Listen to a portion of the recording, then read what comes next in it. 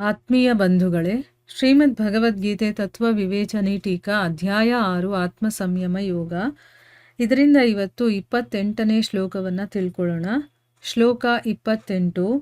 ಯುಂಜನ್ನೇವಂ ಸದಾತ್ಮಾನಂ ಯೋಗಿ ವಿಗತ ಕಲ್ಮಷಃ ಸುಖೇನ ಬ್ರಹ್ಮ ಸಂಸ್ಪರ್ಶಂ ಆತ್ಯಂತಂ ಸುಖಮಶ್ನುತೆ.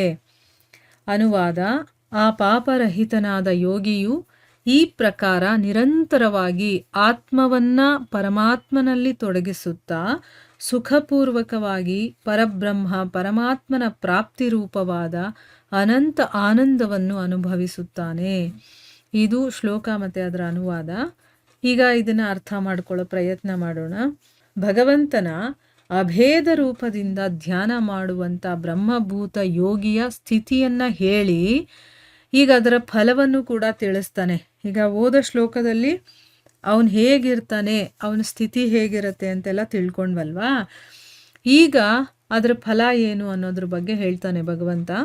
ಈ ಪಾಪರಹಿತವಾದಂತಹ ಯೋಗಿ ಇರ್ತಾನಲ್ವಾ, ಅವನು ಈ ರೀತಿ ನಿರಂತರವಾಗಿ ಆತ್ಮವನ್ನ ಪರಮಾತ್ಮನಲ್ಲಿ ತೊಡಗಿಸ್ತಾ ಸುಖದಿಂದ ಪರಮಾತ್ಮನ ಪ್ರಾಪ್ತಿ ರೂಪವಾದಂಥ ಅನಂತ ಆನಂದವನ್ನು ಅನುಭವಿಸ್ತಾನೆ ಅನ್ನೋದು ಈ ಒಂದು ಶ್ಲೋಕದ ಅರ್ಥ.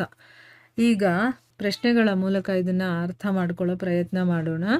ಮೊದಲನೇ ಪ್ರಶ್ನೆ ಏನು ಅಂತಂದರೆ, ವಿಗತ ಕಲ್ಮಷಃ ಅನ್ನುವಂತಹ ವಿಶೇಷಣದ ಜೊತೆ ಯೋಗಿ ಅನ್ನುವಂಥ ಶಬ್ದವನ್ನು ಕೊಟ್ಟಿದ್ದಾರಲ್ಲ, ಯಾರ ಬಗ್ಗೆ ಇದು ಹೇಳ್ತಾ ಇರೋದು ಅಂತ ಪ್ರಶ್ನೆ ಮಾಡಿದ್ದಾರೆ.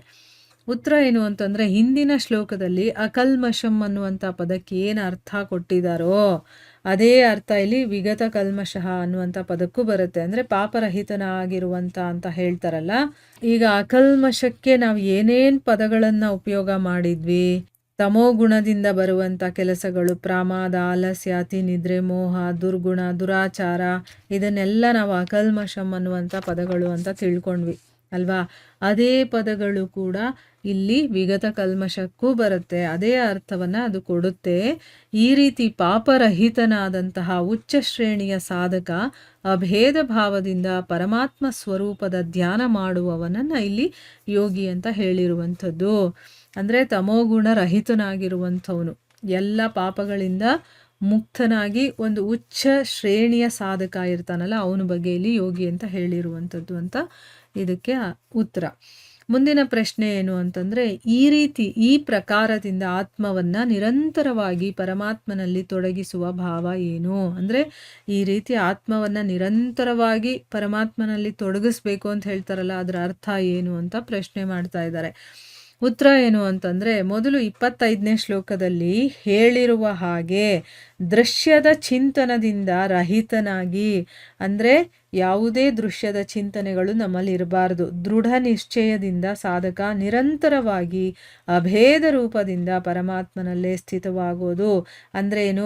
ಬ್ರಹ್ಮಭೂತನಾಗಿರೋದೇ ಮೇಲೆ ಹೇಳ್ತಾ ಇರುವ ಆತ್ಮವನ್ನ ಪರಮಾತ್ಮನಲ್ಲಿ ತೊಡಗಿಸೋದು ಅಂತಂದ್ರೆ ಅರ್ಥ. ಅಂದರೆ ಅವನಲ್ಲಿ ಯಾವುದೇ ದೃಶ್ಯದ ಚಿಂತನೆ ಇರೋದಿಲ್ಲ. ಈಗ ನಮಗೆ ಒಂದು ರೂಪದ ಚಿಂತನೆಯನ್ನ ಮಾಡ್ತೀವಿ ನಾವು ಅಲ್ವಾ. ಒಂದು ಭಗವಂತನ ಒಂದು ವಿಗ್ರಹನೋ ಅಥವಾ ಒಂದು ಯಾವುದಾದ್ರೂ ಒಂದು ರೂಪವನ್ನು ಮನಸ್ಸಲ್ಲಿ ಇಟ್ಕೊಂಡು ನಾವು ಚಿಂತನೆ ಮಾಡಿ ಅದರ ಬಗ್ಗೆ ಧ್ಯಾನವನ್ನು ಮಾಡ್ತೀವಿ. ಆದರೆ ಇಲ್ಲಿ ಅಭೇದ ರೂಪ ಇರೋದ್ರಿಂದ ಯಾವುದೇ ದೃಶ್ಯದ ಚಿಂತನೆಯನ್ನು ಇಲ್ಲದೆ ನಾನೇ ಭಗವಂತನೇ ನಾನು ಅಂತ ಒಂದು ಅಭೇದ ರೂಪ ಇರುತ್ತಲ್ಲ, ಆ ರೀತಿಯಲ್ಲಿ ಅವನು ಭಗವಂತನಲ್ಲೇ ಸ್ಥಿತನಾಗಿರೋದು. ಅಲ್ಲಿ ಆತ್ಮ ಪರಮಾತ್ಮ ಎರಡು ಒಂದಾಗ್ಬಿಟ್ಟಿರುತ್ತಲ್ಲ, ಅಂಥ ಒಂದು ಸ್ಥಿತಿಯ ಬಗ್ಗೆ ಹೇಳ್ತಾ ಇರೋದು. ಈ ರೀತಿ ಯಾರು ಮಾಡ್ತಾರೋ ಅದನ್ನ ಆತ್ಮವನ್ನ ಪರಮಾತ್ಮನಲ್ಲಿ ತೊಡಗಿಸೋದು ಅಂತ ಹೇಳಿರೋದು. ಈಗ 25ನೇ ಶ್ಲೋಕದಲ್ಲಿ ಏನು ಹೇಳಿದ್ದಾರೆ ಅನ್ನೋದನ್ನ ಒಂದ್ಸರಿ ತಿಳ್ಕೊಳ್ಳೋಣ. 25ನೇ ಶ್ಲೋಕದಲ್ಲಿ ಏನು ಹೇಳಿದ್ರು? ಶನೈ ಅಂತ ಬರುತ್ತಲ್ಲ ಆ ಶ್ಲೋಕ. ಕ್ರಮವಾಗಿ ಅಭ್ಯಾಸವನ್ನು ಮಾಡ್ತಾ ಉಪರತಿಯನ್ನು ಪಡೆದು ಮತ್ತೆ ಧೈರ್ಯದಿಂದ ಕೂಡಿರುವಂತಹ ಬುದ್ಧಿಯ ಮೂಲಕ ಮನಸ್ಸನ್ನು ಪರಮಾತ್ಮನಲ್ಲಿ ಸ್ಥಿತಗೊಳಿಸ್ಬೇಕು. ಅಲ್ಲಿ ಪರಮಾತ್ಮನಲ್ಲದೆ ಮತ್ತೇನನ್ನು ಕೂಡ ಚಿಂತನೆ ಮಾಡಬಾರ್ದು ಅಂತ ಹೇಳಿದಾರಲ್ಲ, ಆ ರೀತಿ ಯಾರು ಇರ್ತಾನೋ, ಯಾರು ಆ ರೀತಿ ಸಾಧನೆ ಮಾಡ್ತಾನೋ ಅದನ್ನು ಆತ್ಮವನ್ನು ಪರಮಾತ್ಮನಲ್ಲಿ ತೊಡಗಿಸೋದು ಅಂತ ಹೇಳಿರುವಂಥದ್ದು. ಈಗ ನಮಗೆ ವಿಗತ ಕಲ್ಮಶಃ ಅಂದರೆ ಏನು, ಯಾರ ಬಗ್ಗೆ ಇಲ್ಲಿ ಯೋಗಿ ಅಂತ ಹೇಳ್ತಾ ಇರೋದು ಅಂತೆಲ್ಲ ತಿಳ್ಕೊಂಡ್ವಿ. ಮತ್ತೆ ಆತ್ಮವನ್ನ ನಿರಂತರವಾಗಿ ಭಗವಂತನಲ್ಲಿ ತೊಡಗಿಸೋದು ಅಂತಂದ್ರೆ ಏನು ಅಂತ ತಿಳ್ಕೊಂಡ್ವಿ. ಅವನಿಗೆ ಬೇರೆ ಅನ್ನುವಂಥ ಒಂದು ಮನಸ್ಥಿತಿನೇ ಇರೋದಿಲ್ಲ. ನಾನೇ ಪರಮಾತ್ಮ, ಪರಮಾತ್ಮನೇ ನಾನು ಅನ್ನೋದು. ಅಂದರೆ ಅಲ್ಲಿ ಏಕೀಭಾವವಾಗ್ಬಿಟ್ಟಿರುತ್ತೆ. ಅಲ್ಲಿ ಸೆಪ್ರೇಟ್ ಅನ್ನುವಂಥ ಒಂದು ವಿಷಯನೇ ಇರೋದಿಲ್ಲ. ಒಂದು ಅನ್ನುವಂಥ ವಿಷಯ ಬರುತ್ತೆ. ಆ ನಾನು ಅವನು ಒಂದೇ ಅಂತ ಅಂದರೆ ಅಷ್ಟರ ಮಟ್ಟಿಗೆ ಒಬ್ಬ ಸಾಧಕ ಕಂಪ್ಲೀಟಾಗಿ ಒಂದಾಗ್ಬಿಟ್ಟಿರ್ತಾನೆ ಭಗವಂತನಲ್ಲಿ. ಆತ್ಮವನ್ನ ಪರಮಾತ್ಮನಲ್ಲಿ ತೊಡಗಿಸೋದು ಅಂತಂದರೆ ಅದೇನೆ ಅಂತ ಇಲ್ಲಿ ಅರ್ಥ. ಇಲ್ಲಿಗೆ ನಾವು ನಿಲ್ಲಿಸೋಣ. ಹರೇ ಕೃಷ್ಣ.